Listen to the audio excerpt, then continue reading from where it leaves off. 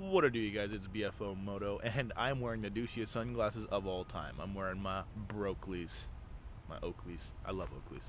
I don't know why I like Oakleys. They're just kind of cool. It's like they're not Ray-Bans, you know.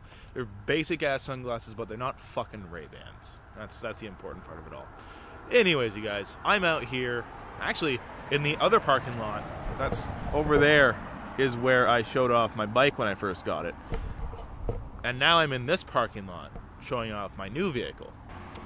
Reason why I do vehicle show-offs here instead of in my neighborhood is, number one, I've told you guys I'm kind of an introvert. I don't like being around, especially people that I kind of know, like people who know who I am, and doing things like that, because I feel weird being in front of a camera when there's people that I know around, you know. It's just kind of weird. So I go out to little parking lots and do these kind of recording things. I don't think I'll ever really do anything in my neighborhood. So yeah. So I mentioned in the last video that I was considering selling my Abarth for something with a little bit more utility. Basically, immediately after that video, I went on Craigslist and started searching. I had a vehicle in mind that I wanted to go and look for, and just so you guys know, it's not that vehicle. I wanted to go and find a Jeep Wrangler. I wanted to find an early 2000s, maybe late 90s Jeep Wrangler with a 4-liter inline 6. Unfortunately, all the ones that I had been looking at were a little bit out of my price range by the time that I got there, because my Abarth didn't have the trade-in value that I had expected. I guess that the trade-in value took a massive shit over the new year, so that was kind of lame, but whatever. So from then on, I was just like, well, you know, what should I get now? You know, the Jeep had a lot of the utility that I want to have. It was kind of like a vehicle that I wanted to have fun with. My uncle, who he passed away when I was 12, but I was pretty close to him despite not seeing him all that much. Me and him have a lot of similarities, and I was just like, you know, I think it'd be great if I could get a Jeep, because, man, I loved the Jeep that he had, you know. So I wanted to get one. Unfortunately, that didn't work out. So I started looking around for some different vehicles, seeing kind of what there was and things like that. There's a dude on a unicycle. Like your unicycle thing. He didn't look very happy. So, oh god. But anyways, he doesn't know who I am, so he'll be just like, there's just this weird kid in the fucking park with a GoPro. Anyways, I started looking for different vehicles. Came across a couple different ones that I was kind of looking at. Went to a dealership, and finally found one that I wanted. Set a down payment on it so that they would hold it for me. They had to bring it in from Puyallup, which is about an hour south from here. They brought in the wrong vehicle the first day when they were supposed to bring it in, so I got like halfway to Linwood, which is where I was buying the vehicle. They called me up like, hey, we don't have the right vehicle for you. Sorry, come back tomorrow. And I'm like, okay, let's go ahead and do that. So I went back in the next day, and they finally had my vehicle, and I was like, hey, this is awesome. So I bought it, took care of it. Part of the reason why I got rid of the Abarth in the first place is just because I was overpaying for it. I was paying about $330 a month for a car that cost me about $13,000. That was completely absurd to me. I had my credit took a massive shit. The reason being is because before I moved here, and yes, I'm from the east coast of Canada originally. I don't know if I've actually mentioned that before or not. But before I moved here, my social security number had already had bad credit on it. So somebody had already stolen my identity before I had my fucking identity. So there's that. And there's ways that can happen, and I'm not going to go into detail about that, but that's essentially what happens. So my credit's been my credit has been in the shitter ever since that. Luckily, it started to come back up. Came to the dealership, was just like, I'm looking to finance this vehicle. What can you guys give me for an interest rate? They basically halved my previous interest rate at like 11.9%, which was just fucking absurd. So that's why my payment on the Abarth was so high. So I'm into this vehicle now with basically half that interest rate, which is pretty awesome, and I'm quite happy with it. I ended up posting in the chat that I made on MotoAmino. I said, hey, I'm going to make a video reveal. I just got a new vehicle. What do you guys think that it is? Let's go ahead and get some guesses. And I had people say that they thought it was a Camaro. They thought it was a Corvette. Had one person say that they thought it was a, they thought it was a Grand Prix. I think it was like the Pontiac one I think they were referring to. So everyone was just like, I think it's this, I think it's that. And none of the guesses were anywhere close to it. So if any of you guys from the chat are watching this right now, I just want to let you know that I am keeping my promise. It is over 300 horsepower. It's 345 horsepower, 375 foot-pounds of torque, but it's none of those vehicles that you guys were talking about.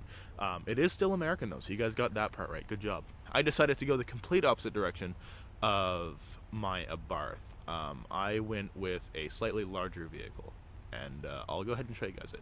this is it, you guys. It's a 2004 Dodge Ram 2500. And I know that a lot of people, especially in the bike community, are not necessarily truck people, and I'm normally not as well.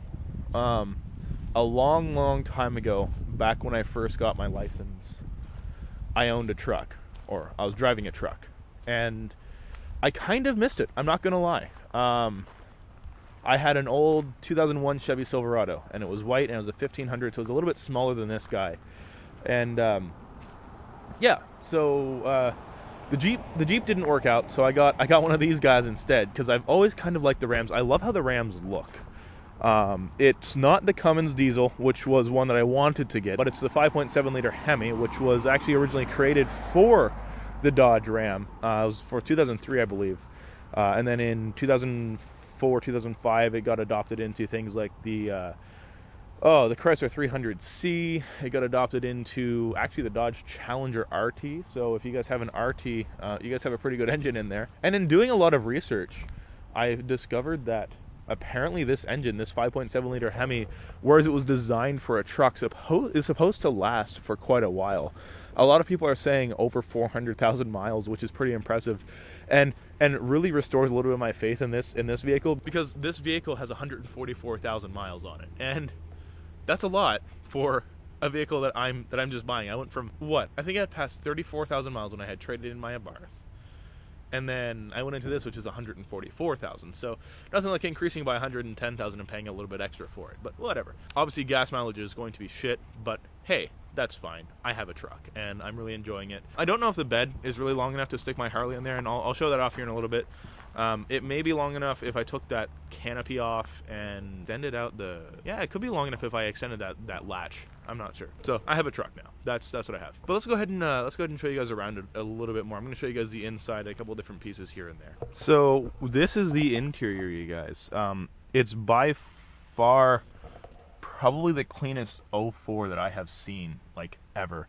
Obviously, it's not perfect. Like, there's a tiny little tear in the synthetic leather here. But I do have an extra seat, so I can bring 6 people with me, which is nice. Or just have a whole lot of storage space for nothing. It comes with a built-in water bottle, which is great. Have my Valentine one up there, because even though I'm in a truck, I'm still going to be speeding like a motherfucker. As I, of course, never do. If anyone from the police is ever watching this. So this is kind of the interior. Kind of nice. And the back seat's pretty decently sized as well. I mean, I can sit behind myself, and I've mentioned this before, I'm about 6'5", so I can actually bring people with me, which will be awesome, because then they can pay gas money, because fuck getting about 15 miles per gallon. In fact, I just filled up yesterday from almost empty, and it cost me about 75 bucks. In fact, I think I'm going to put the picture up right here. Yeah. So that was kind of lame, and I had to, that was actually the limit for that gas station for them to do in one transaction, so I actually had to put my card back in and put in like another $5. So it's about 80 to go from almost empty to full, which isn't that bad, I suppose. Obviously, with it being a 2004, there's going to be a few blemishes here and there. Like, there's a couple little dents. There's like this scratch right here, which is pretty deep, but it's whatever. It's a truck. It's supposed to have that kind of stuff. There's a couple of scrapes here on the back. As you can see, guys, it's an SLT, so it's a slut, which is great. Let's go ahead and open up this. Let's go and open up the truck bed, shall we? We'll open up the canopy first, which, by the way, this canopy is coming the fuck off as soon as I get a chance to. And whoever the hell, either the previous owner or one of the owners before that, put fucking carpet in the bed. Like, who the hell puts carpet? What? No, that's just asking for fucking mold. Luckily, there's like a rhino liner underneath, which is pretty awesome. So that's cool. I will at least be able to get some utility out of this, which I'm happy about. And it does have 4x4, which was an important part.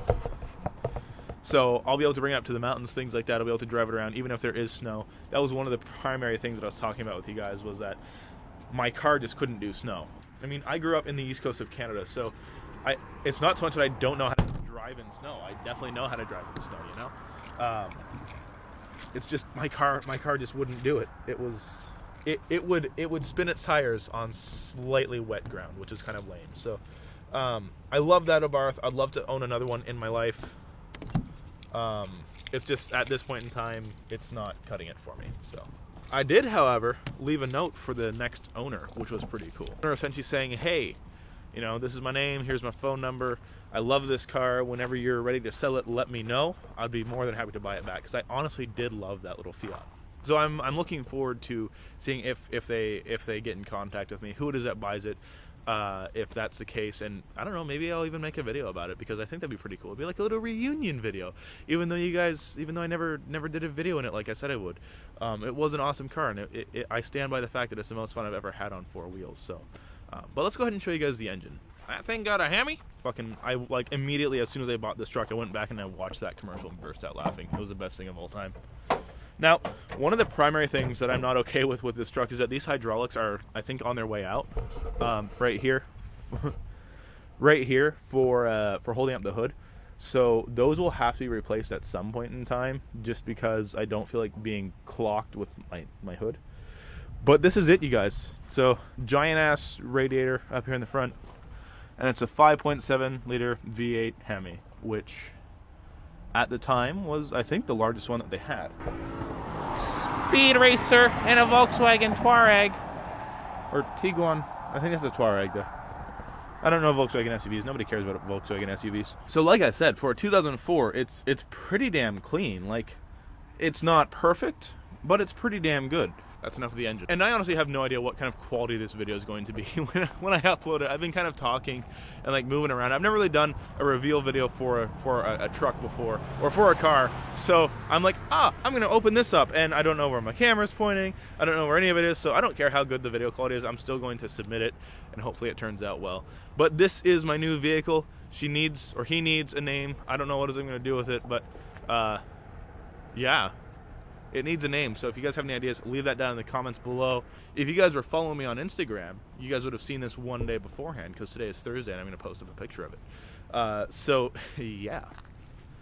You guys should totally do that. You guys should follow me on Instagram and Twitter, and you guys should subscribe, like, and comment. Do 5 things for me, and I'll give you a high 5. Also, MotoAmino, but I can't, that's just like a bonus one. Can you guys give that one to me? Because MotoAmino is cool, and, you know, it's an awesome platform. You guys should join it. But anyways, you guys, that more or less does it. Thank you all for watching, and I'm going to go home now, get on my motorcycle, and record the motovlog that's coming out in a few days. Have a good one. Bye!